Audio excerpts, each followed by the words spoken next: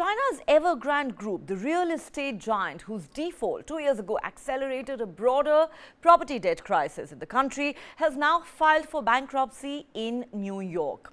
Evergrande has filed for Chapter 15 bankruptcy protection that allows a US bankruptcy court to step in when an insolvency case involves another country. Chapter 15 bankruptcy is intended to help promote cooperation between US courts, debtors and other countries' courts involved in cross-border bankruptcy proceedings. The beleaguered firm borrowed heavily and defaulted on its debt in 2021, sparking a massive property crisis in China's economy, which continues to feel the impact. International debt restructuring deals sometimes require a Chapter 15 filing in the course of finalizing a transaction. Last year, Beijing-based developer Modern Land China Co. also filed for Chapter 15 bankruptcy after failing to repay a $250 million bond and saying it would go forward with an offshore debt restructuring deal. Now, Evergrande's fate has broad implications for China's $60 trillion financial system and could send ripples across banks, trusts and millions of homeowners in what would be one of the country's largest ever restructurings. The sheer size of its liabilities of more than $300 billion mean that the process is sure to be a long drawn-out one. The filing of Chapter 15 bankruptcy also allows foreign creditors to participate in US bankruptcy proceedings and prohibits any form of discrimination against them. The move protects it from creditors in the US while it works on a restructuring deal elsewhere. Many developers have been facing similar problems, resulting in stalled housing projects that triggered protests and even mortgage boycotts from dismayed home buyers. Evergrande has been working on a debt restructuring strategy for several months now and in fact unveiled a proposal earlier this year. The most recent court documents make a reference to the ongoing restructuring proceedings in Hong Kong. In July, Evergrande reported net losses totaling over $113 billion in 2021 and 2022. The real estate giant defaulted, as we said, on its bond payments in 2021, prompting fears of potential contagion within the financial system. In a stock exchange filing last month, the firm revealed that in the years 2021 and 2022 combined, it had incurred a loss of $81 billion in shareholder funds. The filing also revealed that the company's total debts had escalated to $340 billion. That's roughly 2% of China's entire gross domestic product. This was by the conclusion of the previous year. Earlier this year, in March, Evergrande put forth an ambitious multi-billion-dollar restructuring plan aimed at repaying its international creditors.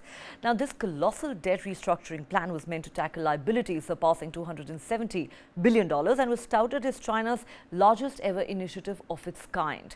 Evergrande is a massive company with more than 1,300 real estate projects in more than 280 cities. The company also has several non-real estate businesses, including an electric vehicle business, a healthcare business, and a theme park business. So what fallout is this likely to have? China's real estate sector was long seen as a vital growth engine in the world's second largest economy and accounted for as much as 30% of the country's GDP. But Evergrande's 2021 default sent shockwaves through China's property markets, damaging homeowners and the broader financial system in the country. The company's default came after Beijing began cracking down on excessive borrowing by developers in an attempt to rein in soaring housing prices. Since Evergrande's collapse, several other major developers in China, including Cassia, Fantasia and Shimao Group, have defaulted on their debts. Most recently, another Chinese real estate giant, Country Garden, warned that it would consider adopting various debt management measures, fueling speculation that the company may be preparing to restructure its debt as it struggles to raise cash. The industry's problems have been amplified by an overall economic slowdown in the country. Let's go back to Shri to understand this story better. Shri, for days now we've been talking about how China is facing an undeniable economic slowdown, and now comes news. Time bomb, Neha, as President Biden put it. As President Biden put it, perhaps I'm being a little charitable towards China by calling it a slowdown. Some have even said maybe it's headed for a full-blown recession. But when a real estate giant such as Evergrande all but collapses, files for bankruptcy, I think it would be safe to say, Shri, correct me if I'm wrong, that there will be an inevitable contagion in the entire financial system. So at a sensitive time like this, what does this mean for China's real estate market, one of its biggest growth engines, as we just said, and for China and its economy itself. Right.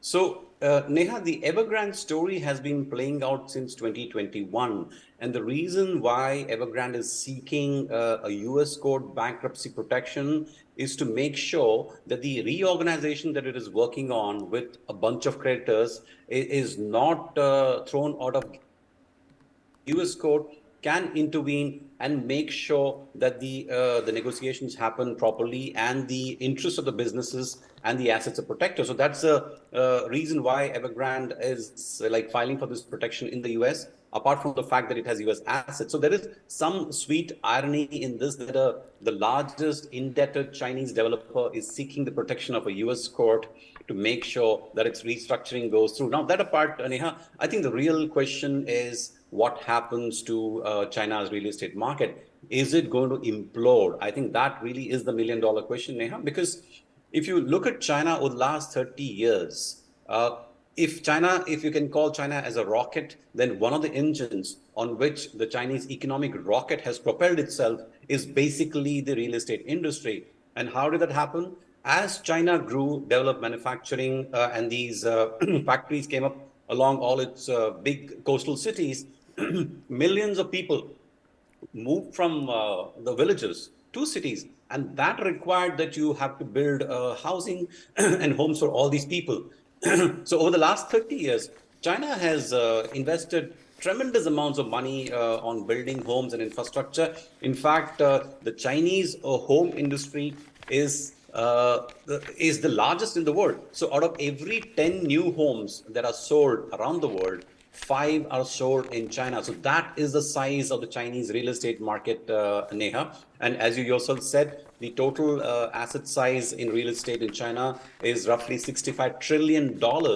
Uh, for context, the Indian real estate industry will touch $1 trillion only in 2030 or 35 if the growth continues. So that is how big the Chinese real estate industry is. Now, is this contagion going to spread? Will other developers get impacted? There's a very, very high probability. Now, let's take the question of Country Garden, which you mentioned, which actually is the largest developer. It's even bigger than Evergrande. Evergrande is bigger only in terms of its liabilities, but Country Garden is the biggest developer. And Country Garden's debt actually is only two-thirds of Evergrande. It has 200 billion in liabilities compared to 300 billion of Evergrande. And even these 200 billion, Neha, Evergrande, the 50% of that money, which is about 100 billion, is actually the advance paid by Chinese home buyers. So if this company is saying that it has potential problem, then you can imagine that there is some serious thing happening. And the default which happened with this company is only for an amount of $25 million. This could be the company's way of forcing a debt restructuring.